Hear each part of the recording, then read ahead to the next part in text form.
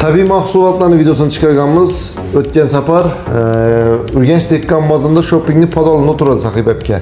Endi 93. magazine çıktı birinci etaja. Gelinglar bize sizlere hazır şu tabii mahsulotlar hakkında azgına malumatını berip ötemiz. Neçik oladi bunun tertipleri hazır gramda sizler gramların satıladigan bo'libdi. O'zingiz şu mahsulotlar hakkında malumatını berip ötseniz.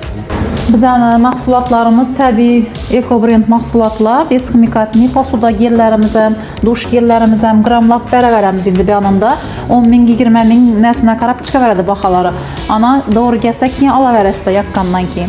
Bu yanda keyin kremlarimiz va uxotni kremlar bor, davolovchi bular ham. Tish pastalarimiz cho'tkalari bilan posuda gel, kirgil hamma narsalarimiz bor. Davolovchi yog'larimiz ham bor. Oshqozon ichaklarni tozalaydigan choylarimiz ham bor. Keyin bir anda şampunlarımız, yine şampunlarımızdan gram fiyatı çıkarıp koyduk. Dım zor arzan bakalada çıktı. Saçınız kuruk, yağlı, konaklı, her xilına doğru gelen şampunlarımız var. Kirgellerimiz hem şu yine. Bu jenski narsalarımız hem narsası lichepni davolovchi. Gelaverasizlar arzan bakalada koyduk. Hem aksiyamiz devam etib turibdi. 300 ming so'mlik olgan adama 100 ming so'mlik podarka qo'shib beramiz.